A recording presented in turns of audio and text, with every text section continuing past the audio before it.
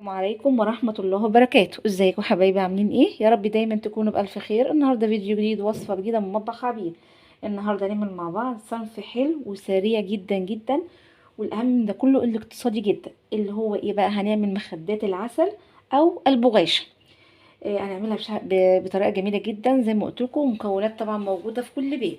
مكوناتنا ايه النهاردة؟ معانا للسيرب كوباية مية، ومعانا كوباية سكر. طبعا معانا ايه؟ عصير ليمونه نسيت احطها.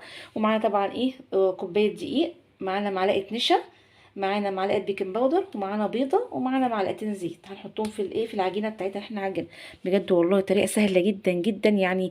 لو نفسك في حاجه حلوه ومش لاقي حاجه تعملي وعندك حبه دقيق، اعملي الطريقه دي هتعجبك جدا جدا.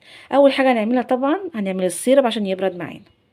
بقى نجيب كزرولة زي دي او حله اي حاجه، وننزل بالميه بتاعتنا، كوبايه ميه، وعليهم كوبايه ايه؟ كوبايه سكر، وعليهم عصرة ايه؟ نص ليمونة. هنحط كل المكونات مع بعض. طبعا معانا فانيليا في المكونات بتاعتنا، بس انا هحط الفانيليا في الاخر بالشكل ده كده اهوت. هنروح بقى ايه؟ نعلقها على النار. اول ما تغلي تقعد معانا من 9 ل10 دقايق، وبعد كده نطفي عليها تسيبها ايه؟ في مكان تهدى، ونعمل بقى العجينة بتاعتنا. رجعنا لكم تاني بعد ما خلصنا شربات البغاشة. طبعا سيبناه يبرد بقى بره، وقلنا ايه؟ هنعجن العجينة بتاعتنا. معانا طبعا كوباية دقيق زي ما انتم شايفين كده. هننخله طبعا، لازم ننخل الدقيق كويس جدا، ما تضمنيش فيه سوسه فيه اي حاجه حتى لو واثقه منه. هنحط الكميه كلها لان ايه؟ دي ايه؟ مقاديرنا مظبوطه. وهننزل ايه؟ ب... بالنشا، معلقه النشا، ومعلقه بيكنج باودر. وطبعا ما ننساش طبعا ايه؟ ذره الملح في المعجنات كلها. وهنقلب ايه؟ المكونات دي كلها مع بعض بالشكل ده كده. طريقه جدا بسيطه جدا وسهله ولذيذه يعني. اظن مفيش بيت مفيهوش شويه دقيق، حبة زيت، بيضاية. يعني العملية مش مكلفة خالص، وهتعملي لولادك احلى طبق حلويات. زي ما انتم عارفين حاجات غالية جدا بره، الجلاش والحاجات دي غالية جدا في المحلات. وهننزل بايه؟ بمعلقة زيت بالشكل ده كده زي ما انتم شايفين. معلقة زيت واحدة. وهننزل ايه؟ برضو بمعلقة خل. الخل ما تخافيش منه، الخل هيدي هشاشة وقرمشة للبغاشة بتاعتنا. هنقلب بقى المقادير دي كلها مع بعض كده الاول، وبعد كده هنتدخل بايدينا بقى. طبعا المعجنات لازم بالايد او العجان، حاجه من الاتنين. بس انا لا، طبعا لقيتها مش مستاهله حاجه، فقلت اعملها بايديا النهارده. خلاص قلبنا المكونات دي كلها بالشكل ده كده. هناخدها ايه؟ نحطها في جنب. وبعدين ايه؟ هنجيب ايه؟ البيضه بتاعتنا نضربها الاول قبل ما نحطها على الايه؟ على الدقيق. طبعا بيضه يبقى لازم ايه؟ فانيليا.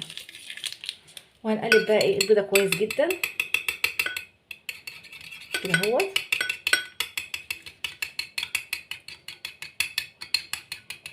وهننزل بالبيضه على ايه؟ نشيل بس الكوبايه كده. ننزل بالبيضه على الدقيق بتاعنا.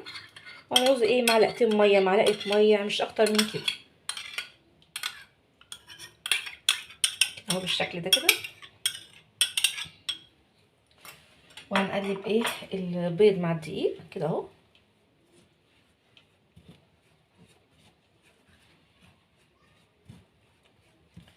وبعدين بقى ايه؟ هنجيب ايه؟ حبه ميه زي ما قلت لكم ايه؟ هما معلقه معلقتين بالكتير. احنا عايزين عجينه يعني مش بتلزق، احنا عجينه ايه؟ وسط كده، لا هي جامده قوي لا يابسه قوي ولا ناشفه ولا طريه قوي، عشان نعرف نفردها كويس ونعرف نقطعها. ايه؟ ننزل بقى بايدينا كده.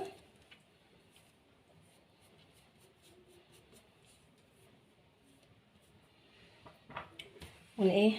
حاجات بسيطه كده. طبعا عايزه ميه زي ما قلت لكم. معانا ايه؟ معلقتين ميه. هننزل ايه؟ حبه حبه، معلقه بمعلقه، عشان ما تطرش مننا وما نعرفش نلمها، ونعوز دقيق تاني.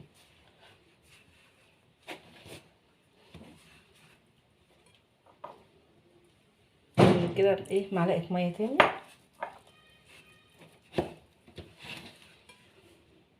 خلاص كده خلصنا العجينه بتاعتنا. زي ما انتم شايفين عجينه جميله جدا، لا هي بتلزق ولا هي ماسكه قوي، يعني مش ناشفه قوي اهي، عجينه طريه بس ما بتلزقش زي ما انتم شايفين كده. هنفردها على طول، طبعا دي ما فيهاش خميره ولا حاجه، هنفردها على طول ونقطعها. هنجيب بقى عشان نفرد العجينه بتاعتنا، هنجيب ايه معلقه نشا وهنرششها الاول تحتيها، وهنحط برده فوقيها. نفرد ايه النشا كده اهوت. النشا طبعا زي ما قلت لكم بيديلها قرمشه وهشاشه كده جميله. هنجيب بقى العجينه بتاعتنا زي ما انتم شايفين كده، وهن ايه نفردها. هنجيب بقى ايه المرجله بتاعتنا ونفردها بيها، بس طبعا هنحط ايه شويه نشا من فوق الوش كده اهو، كده اهوت. ونفرد بقى بالمردانه بتاعتنا ايه بكل سهوله بقى، اعملها مدوره اعملها طويله. احنا كده كده هنقطعها ايه مكعبات، يعني قطع مكعبات كده. ونفردها بقى بالطريقه دي، سهله جدا وبسيطه زي ما انتم شايفين، ومش هتاخد منك وقت خالص. ده بقى شكل العجينه بعد ما فردناها. بقى هنشيل بقى ايه اهم حاجه ما تكونش لا تخينه قوي ولا رفيعه قوي، عشان لو رفيعه قوي مش هتقب معاكي وتنفش تبقى مقرمشه كده، وطبعا لو تخينه قوي هتطلع عجينه من جوه. فاحنا هننفض ايه الدقيق من على النشا بالشكل ده كده، كده اهو بالشكل ده. احنا كنا طبعا حاطين النشا عشان خاطر المردانه ما تمسكش في الدقيق، كده اهو بالشكل ده. هنجيب بقى ايه سكينه او قطاعه، اي حاجه الموجوده عندك قطعي بيه. انا عندي ديت، انا بحب اجيب الحاجات دي وعينها عندي، فهنقطعها ايه زي ما قلت لكم ايه، هنقطعها ايه مستطيلات مربعات زي ما انتم عايزين بالشكل ده كده زي ما انتم شايفين. انا حبيت الشكل ده عشان شكله بيبقى شكله حلو في التقطيع، يعني بعمل بيه البنين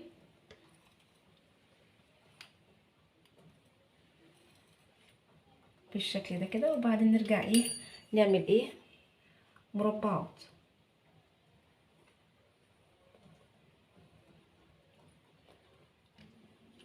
كده اهوت. يا رب يكون واضح قدامكم. نرجع برضو ايه نقطع ايه مربعات كده بالشكل ده كده، الحجم اللي انت عاوزاه طبعا.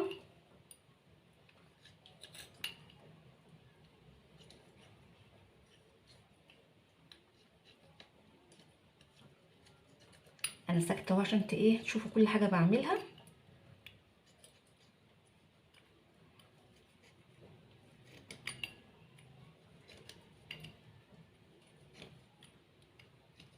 بسم الله ما شاء الله. شايفين كميه دقيق طلعت قد ايه؟ طبعا انت لو عايزه بقى ايه اكتر من كده بتضاعفي ايه الكميه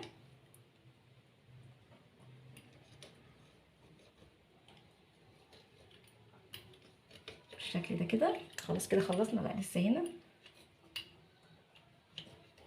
وبعدين هناخدها بقى ايه ونحطها على طبق نفردها، اهم حاجه ما نحطهاش فوق بعض. وبعد كده نروح ايه على البوتاجاز عشان ايه نحمرها في زيت. هنقطعها بقى ونحطها في طبق زي ده كده اهوت، بعيد عن بعض خالص كده. اهم حاجه ننفضها ايه من النشا.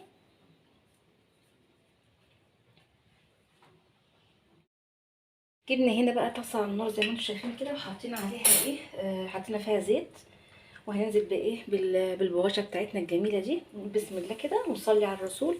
اللهم صل وسلم وبارك على سيدنا محمد وعلى اله وصحبه اجمعين. اول ما بتنزل على نار ايه عاليه شويه، وبعد كده بنهدي النار عشان تستوي ايه براحتها. هي بتاخدش وقت خالص، بتاخد لون من تحت نقلبها ايه على الوش التاني. هنحطها ايه بالراحه كده خالص. شايفين بتقب ازاي معانا؟ بسم الله ما شاء الله. مقاديرها مظبوطه جدا، فردينها كويس جدا زي ما انتم شايفين. السمك بتاعها كويس جدا بالشكل ده كده زي ما انتم شايفين كده. ايدينا فيها على طول، بصوا احمرت من تحت في ثواني. هنقلبها بقى على الوش التاني. طبعا معانا السيرب بتاعنا ايه زي ما انتم شايفين بارد جدا جدا. هنقلبها بقى على الوش التاني كده بسرعه بسرعه كده عشان ما تتحرقش مننا. يعني انا موطيه عليها بسم الله ما شاء الله اتحمرت في ساعتها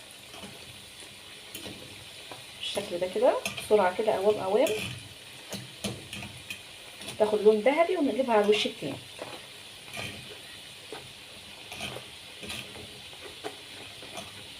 ولادي بجد بيموتوا في حاجه اسمها بغاش بالطريقه دي. اماكن فاضيه هنحط فيها بسرعه كده.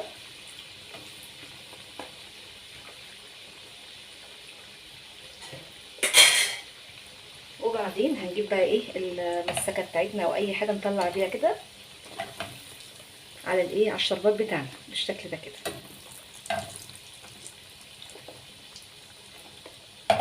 سيبها تتحمر شويه كده اهو. نحطها في الطبق ايه الشربات بتاعنا بسرعه كده، هي سخنه والشربات بارد. خدتش معانا بالظبط كده يعني بتهيألي 10 دقايق او اقل من 10 دقايق كمان. هو بس يعني الموضوع كله في الشربات اللي احنا ايه بنعمله عشان يبرد، لا اكتر ولا اقل. انما العجينه بتاخدش وقت خالص نهائي كده. نحمرها كده نقلبها على كل الجوانب كده زي ما انتم شايفين. اكمل بقى بقيه الكميه كلها وارجع لكم تاني.